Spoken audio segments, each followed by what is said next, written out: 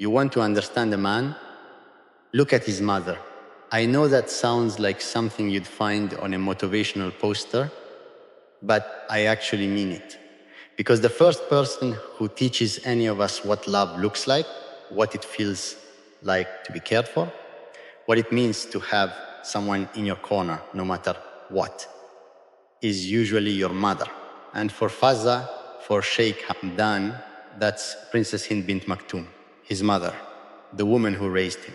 And here's the thing, in every single conversation about this story, in every video and article and comment section, she is almost never mentioned. Almost never. Everyone talks about his father. Sheikh Mohammed's influence on Hamdan is well documented. The advice, the expectations, the London trip, all of it. But his mother, silent. And I think that's a mistake, a big one. Because if you want to understand why Fazza loves the way he does, why his love is so intense, so complicated, and so difficult to contain, you need to understand the woman who first showed him what love was. Let's talk about her. So first, who is Princess Hind? Princess Hind bint Maktoum bin Juma al Maktoum. She is the wife of Sheikh Mohammed, the ruler of Dubai, and the mother of several of his children, including Hamdan. Now I want to stop here because this is where it gets interesting. She is not Sheikh Mohammed's only wife. He has had multiple wives. It's a large, complex family structure, the way royal families often are. But Hind is, by most accounts, from people who know the family, the anchor, the constant, the one who has been there through everything and who maintains, in a world of constant movement and change and public pressure, a kind of quiet, steady presence. She's not a public figure in the way Hamdan is. She doesn't have the social media platform, the viral moments, the global recognition. But she has something that matters more in the context of this story. She has Hamdan's absolute, unquestioning love. He has written about her multiple times across years. And what he writes about her is different from anything else he writes. There's no longing in it, no grief, no complicated tangle of duty and desire. There's just love, clean, uncomplicated, steady love. The kind he never quite managed to find with anyone else. So let me show you what I mean. Because the best way to understand what his mother means to him is to just let him tell you. This is from one of his poems about her, written a few years back. You are the first thing I understood about love. Before I knew what the word meant, before I had the language for it, I understood it in the way you said my name. Everything I have tried to love since, I have been measuring against that. Nothing has been quite the same sound. Okay, stop there. Everything I have tried to love since, I have been measuring against that.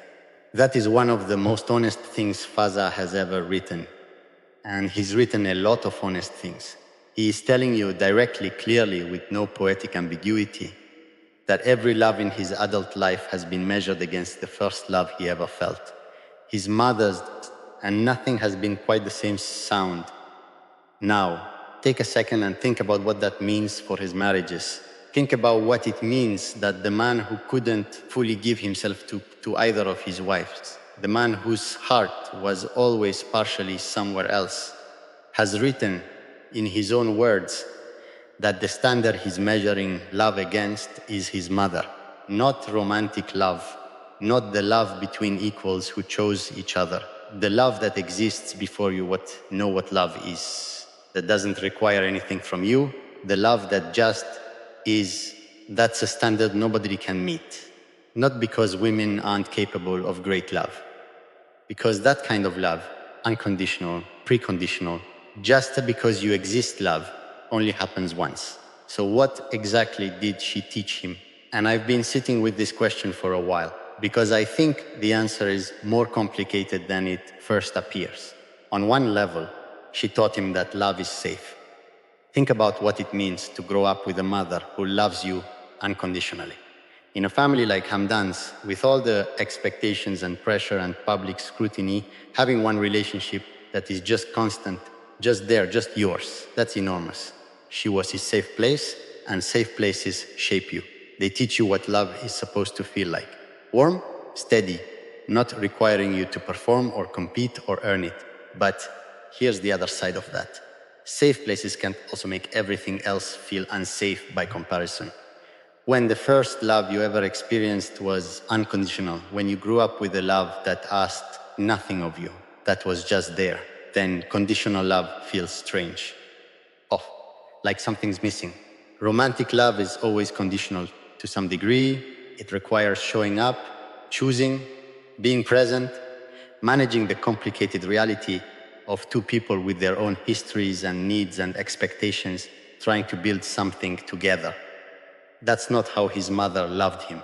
And so, maybe without even knowing it, he has spent his adult life looking for that same quality of love, that same steady, uncomplicated, no questions warmth in Shaker Shaker, in his second wife, in the poems he writes at 2 a.m., looking for the sound his mother made when she said his name.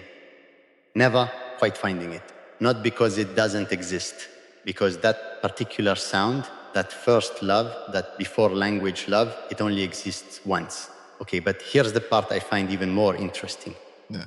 Because it's not just about what she taught him about love. It's about what she taught him about strength. Think about who Princess Hint is. She exists in a world where women in her position, wives in large, complex royal households, could easily be overlooked, could easily be reduced to their role, could easily lose themselves in the machinery of a life built around someone else's public purpose. She didn't. She made from everything we can observe a genuine dignity and presence, a quietness that isn't passivity, the kind of stillness that comes from knowing exactly who you are and not needing to announce it. And Hamdan watched that. He grew up watching a woman be strong in a way that didn't need to be loud. And I genuinely think that shaped what he looked for in the women he loved. Shaker Shaker has that quality, the wordless video response, the complete public silence, the presence that doesn't need to announce itself. His second wife had it too. The quiet departure, the dignified refusal, the strength that expressed itself through what she didn't say. Both of them, in different ways, carried something that reminded him of her. His mother, the first strong woman he ever loved. Here's something I genuinely wonder about. What does she think about all of this? She watched her son fall in love twice, in the official sense. Watched him write poetry that went viral around the world, watched the marriage fall apart, watched him try to repair it and fail. She watched all of it and she said, as far as we know, nothing publicly, which is completely in character. But I wonder what the private conversations looked like.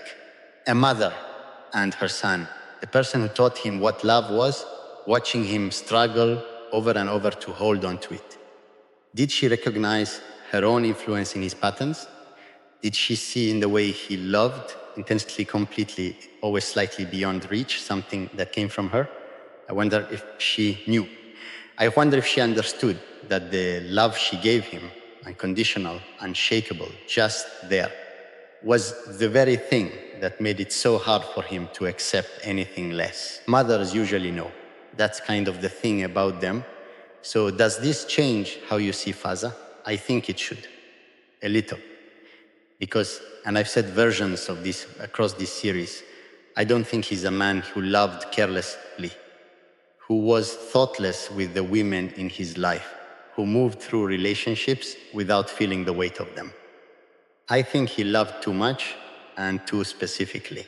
He loved with a standard that was set before he was old enough to understand that it was a standard of love that doesn't ask anything of you, that doesn't require you to earn it or maintain it or perform for it. His mother set that standard, not intentionally, not because she was trying to make his romantic life difficult, just because she loved him the way mothers love their children, completely and without conditions. And he absorbed that as the definition of what love is. And then he spent the rest of his life in the poems and the marriages and the 2 a.m. writing sessions, trying to find it again. In a world where that particular kind of love is only given once, that's not a character flaw, that's just what it is to be human, to have been loved well or early, and to spend your life in ways you don't always understand, trying to get back to that. I want to end today with another poem. This one he wrote for her birthday a few years ago now. It's short, even by his standards, but I don't know. It's the truest thing I've ever read from him. Everything I know about staying, I learned from you. You never left. Not when I was difficult. Not when the world was loud. Not when I couldn't explain why I needed you to stay. I am still learning how to be someone worth staying for. I am still learning how to be someone worth staying for. That's the whole story. Right there. A man who was loved unconditionally from the beginning, trying to become someone who deserves that, who earns it, who is worth staying for. He's not there yet, but he knows where the standard came from, and he's still trying. The woman who raised Fazza, the first love he ever knew, the standard he's been measuring everything against ever since. We spent so much time in this story talking about what he lost. I think it's worth spending a minute on what he was given. A mother who loved him the way love is supposed to feel, before conditions, before complications, before any of the things that make love hard. That's a gift. Even if, especially if it's a gift you spend the rest of your life trying to find again. If this one hit you somewhere real, share it and subscribe if you're not already here. See you in the next one.